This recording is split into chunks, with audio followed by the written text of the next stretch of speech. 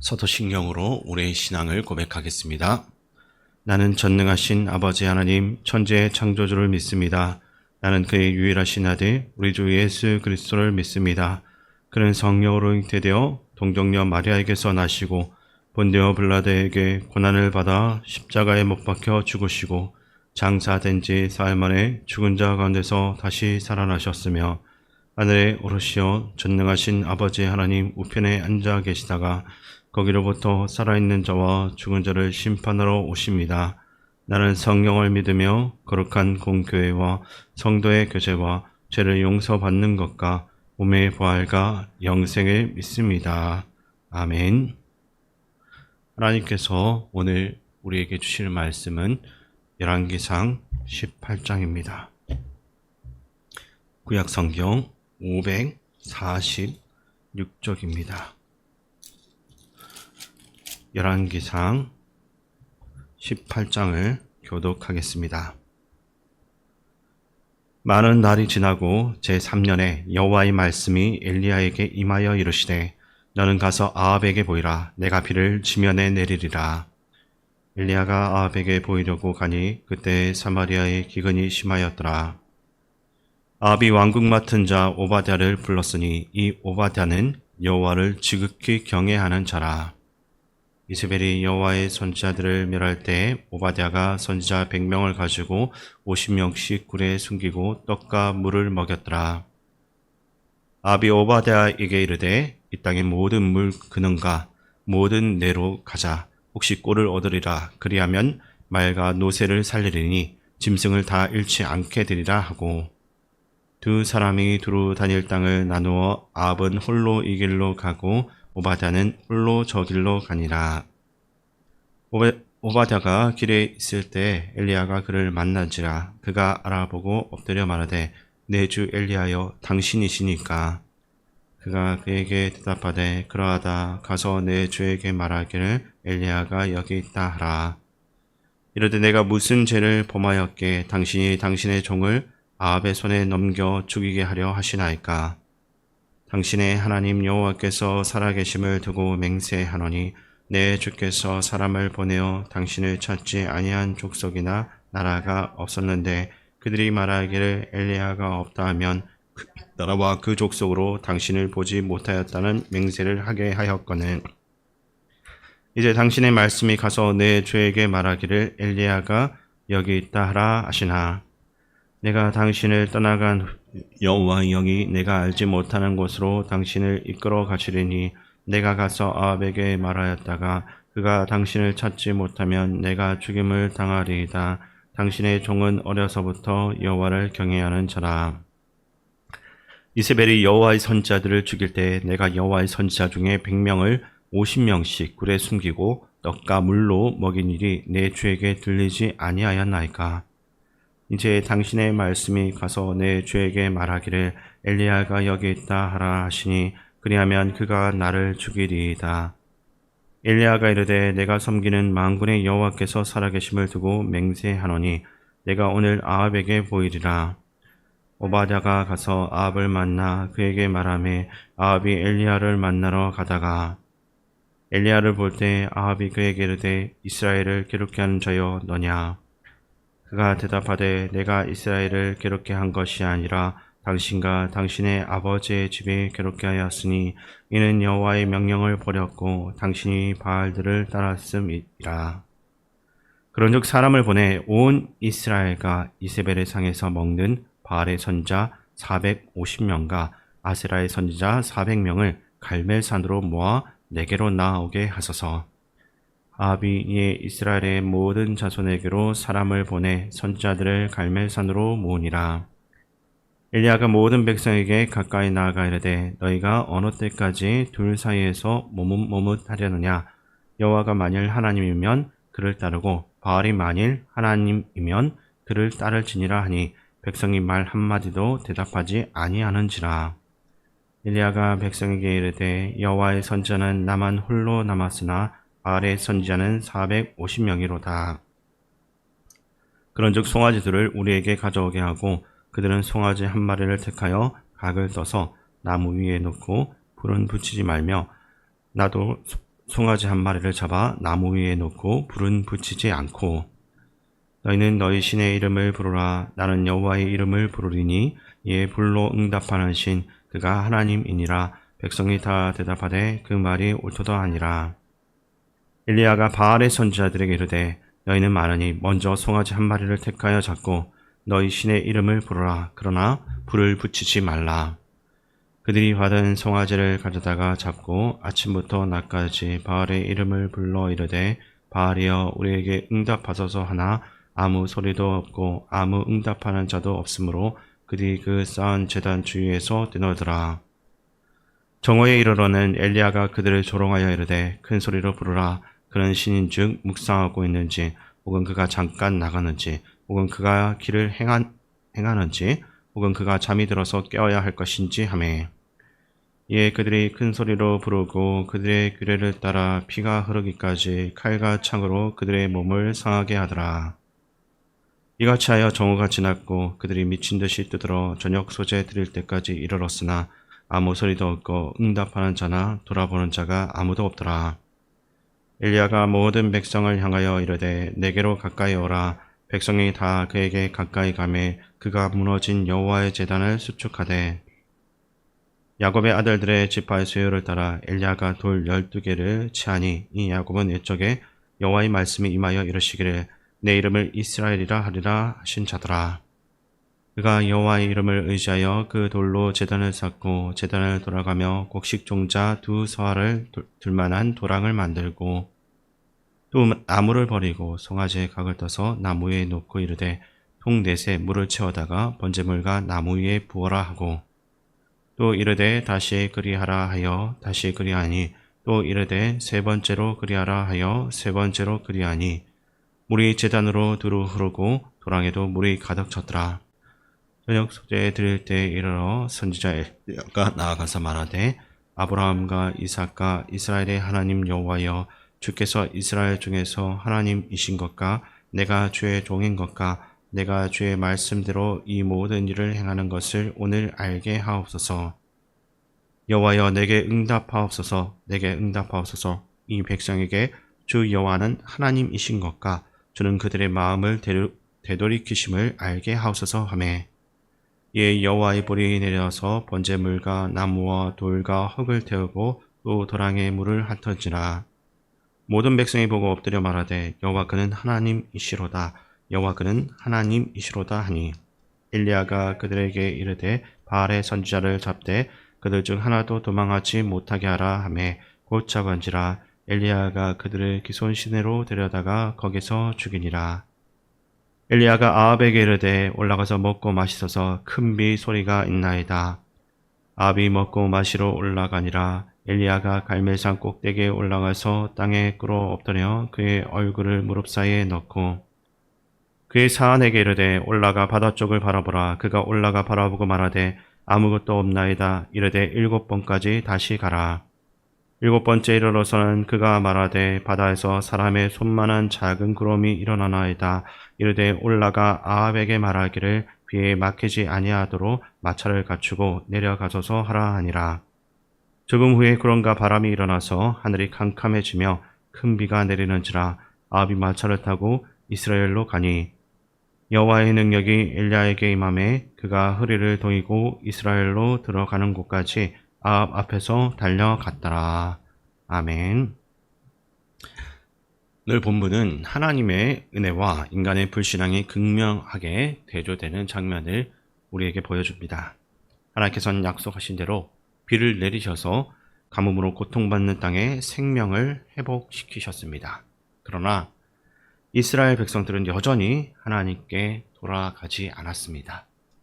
은혜가 분명히 임했는데도 불구하고 마음을 돌이키지 않는 그러한 모습이 나타나고 있는 것입니다. 그렇다면 이스라엘의 이러한 불신앙은 어디에서 시작된 것입니까? 본문에 등장하는 인물들을 통해 우리가 하나님께로 돌아가기 위해 어떠한 신앙의 태도를 가져야 될지 한번 살펴보겠습니다. 18장 초반에 등장하는 인물입니다. 바로 오바댜입니다.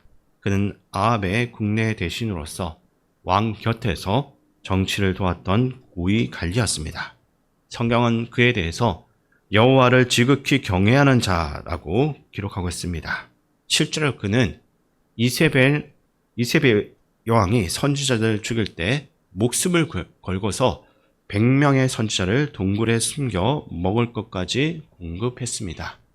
신앙인으로서 귀한 일을 감당한 것입니다. 그러나 엘리야를 만나자마자 오바댜는 두려움에 사로잡히고 있습니다. 12절과 14절 말씀을 제가 읽어드리겠습니다.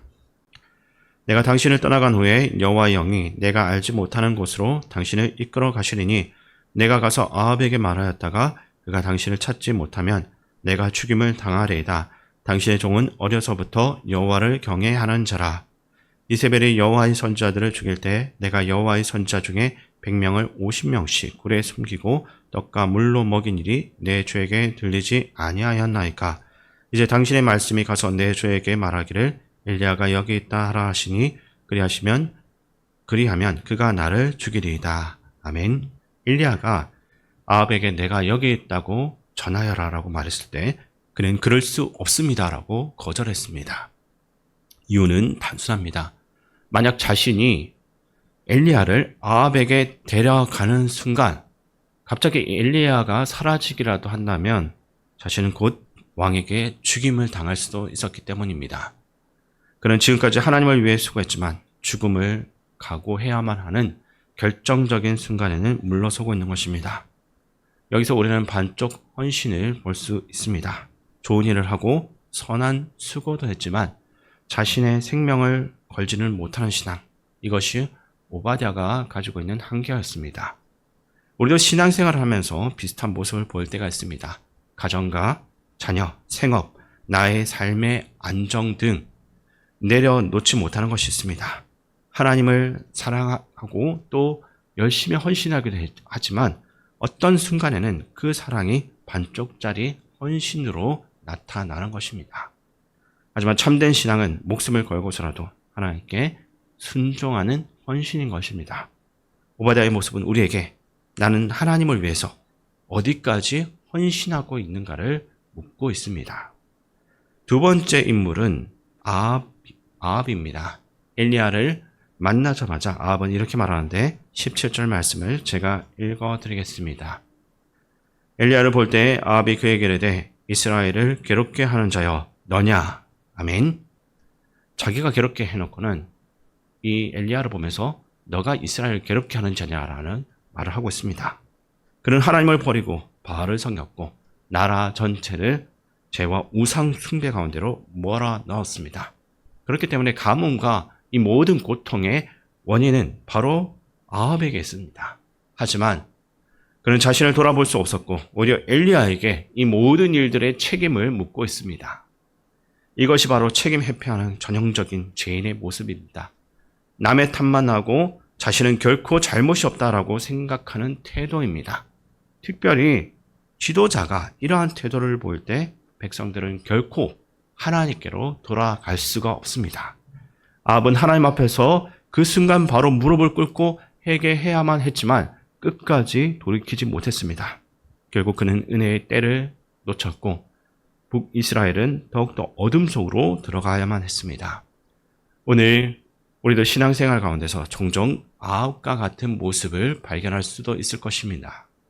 문제가 생기면 내 안의 모습을 돌아보기보다 주변 환경 탓, 내 가까이 있는 사람 탓을 먼저 합니다. 그러나 하나님께 돌아가는 길은 먼저 남을 비난하는 것이 아니라 내 안의 죄를 직면하고 하나님 앞에서 철저하게 회개하는 것입니다. 오늘 또 등장하는 사람들은 이스라엘 백성들입니다. 엘리야는 그들에게 외칩니다. 21절 말씀을 제가 읽어드리겠습니다. 엘리야가 모든 백성에게 가까이 나아가 이르되 너희가 어느 때까지 둘 사이에서 머뭇하려느냐. 여호와가 만일 하나님이면 그를 따르고 바알이 만일 하나님이면 그를 따르지니라 하니 백성이 말 한마디도 대답하지 아니하는지라. 아멘. 너희는 어느 때까지 둘 사이에서 머뭇하냐 라고 이야기하고 있습니다. 이스라엘은 하나님과 바알 사이에서 여전히 결정을 내리지 못하고 있습니다. 이것이야말로 가장 안타까운 모습이라 할 수 있습니다. 신앙은 중간지대가 없습니다. 하나님을 섬기든지 아니면 바알을 섬기든지 분명히 둘 중에 하나를 선택해야 합니다. 정치나 학문에서도 정치나 학문에서는 어쩌면 중도가 그 중간의 길이 지혜일 수도 있습니다. 그러나 우리 신앙에는 중간지대, 중도가 없습니다. 하나님을 전적으로 섬기지 않는다면 결국은 우리 안에 있는 제 본성에 따라 우상을 따르는 것입니다. 이스라엘 백성들이 머뭇거린 이유는 하나님과 바알 둘 다 놓치고 싶지 않았기 때문입니다. 그렇게 머뭇거리는 순간 이미 마음은 하나님을 떠난 것입니다. 오늘 우리도 신앙의 그 중간지대, 회색지대에 서 있지는 않은지 돌아볼 수 있어야 될 것입니다. 하나님을 믿는다고 하면서도 세상의 가치와 쾌락을 동시에 붙들고 있지는 않습니까? 신앙은 분명한 결단을 우리에게 요구하고 있습니다. 마지막으로 오늘 본문에 등장하는 인물은 바알의 선지자들입니다. 그들은 엘리야와의 대결에서 온종일 바알에게 부르짖는 어리석은 짓을 하고 있습니다. 심지어 자기 몸에 칼을 대가지고 피를 흘리면서 미친 듯이 외치는 것이 29절 말씀에 보이고 있습니다. 그런데 응답은 없습니다. 바알의 소리도 대답도 아무 반응도 없습니다. 사실 그들은 누구보다도 자기들의 신이 거짓이다라는 것을 잘 알고 있습니다. 그럼에도 거짓을 거짓이라고 사람들에게 말하지 못했습니다. 끝까지 거짓 안에 살았고 결국 거짓 속에서 죽음을 맞이하고 말았습니다. 이것이야말로 인생에 있어서 가장 비참한 모습이라 할 수 있습니다. 오늘 우리도 비슷한 위험에 빠질 수 있습니다. 잘못된 길이다라는 것을 분명히 머릿속으로 알면서도 거짓된 가치인 줄 알면서도 계속 붙잡고 살아가는 것. 그러나 깨달았을 때 즉시 돌이키면 생명이 있습니다. 회개하고 하나님께 나올 때만 참된 구원이 있기 때문입니다. 하나님은 아무리 힘든 시대, 영적으로 어두운 시대 가운데서도 분명히 은혜를 베풀어 주십니다. 가뭄이 3년을 이어갔지만 결국 하나님은 그 가운데서도 비를 내리신 것입니다. 또한 오바댜가 숨겨 지킨 100명의 선지자들처럼 하나님은 언제나 사람들을 세우시면서 역사를 이루어 가시는 것입니다. 문제는 하나님이 일하시는가가 아니라 우리가 그 하나님의 편에 서 있는가, 이것이 중요합니다.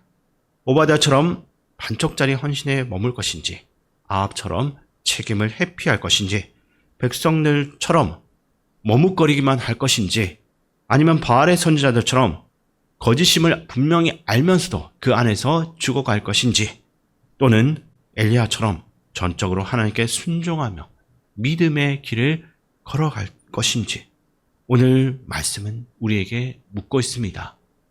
너희는 누구를 섬기겠느냐? 우리의 삶이 거짓과 타협 속에 머물지 않고 하나님께 전적으로 헌신을 하면서 은혜의 비를 누릴 수 있는 믿음의 삶이 되기를 주님의 이름으로 축원드립니다. 은혜로우신 하나님 아버지, 오바댜처럼 반쪽짜리 헌신에 머물지 않게 하시고 아합처럼 책임을 회피하지 않게 하시며 이스라엘 백성처럼 머뭇거리지 않게 하여 주시옵소서. 거짓 속에 머물다 죽어간 바알 선지자들의 길을 따르지 않고 오직 엘리야처럼 하나님만 전적으로 의지하며 순종하게 하옵소서. 어떤 시대와 상황 속에서도 하나님 편에 서서 은혜의 비를 누리는 믿음의 삶을 살게 하여 주시옵소서. 예수님의 이름으로 기도드립니다. 아멘. 주기도문으로 예배를 마치겠습니다. 하늘에 계신 우리 아버지, 아버지의 이름을 거룩하게 하시며 아버지의 나라가 오게 하시며 아버지의 뜻이 하늘에서와 같이 땅에서도 이루어지게 하소서. 오늘 우리에게 일용할 양식을 주시고 우리가 우리에게 잘못한 사람을 용서하여 준 것 같이 우리 죄를 용서하여 주시고 우리를 시험에 빠지지 않게 하시고 악에서 구하소서. 나라와 권능과 영광이 영원히 아버지의 것입니다. 아멘. 이 시간 말씀을 묵상하며 기도할 때 이 험한 세상을 살아갈 수 있도록 하나님께서 우리 곁에 붙여주신 동역자들이 있음을 믿고 함께 믿음으로 끝까지 하나님만 바라보며 나아가는 삶이 될 수 있도록 그러한 제목으로 기도하시기 바랍니다. 또한 나라와 민족, 국가 지도자, 교회 어르신들, 간호들 위해 기도해 주시고 다음 세대와 전 세계에서 복음을 전하는 선교사님들 그리고 담임 목사님을 위해 기도할 때 교회의 영적 방패로서의 굳건함과 담대한 마음을 주시고 수술 후 재활 치료 과정 가운데서도 하나님 은혜가 함께 할 수 있도록 우리 함께 마음 모아 기도하며 나아가겠습니다.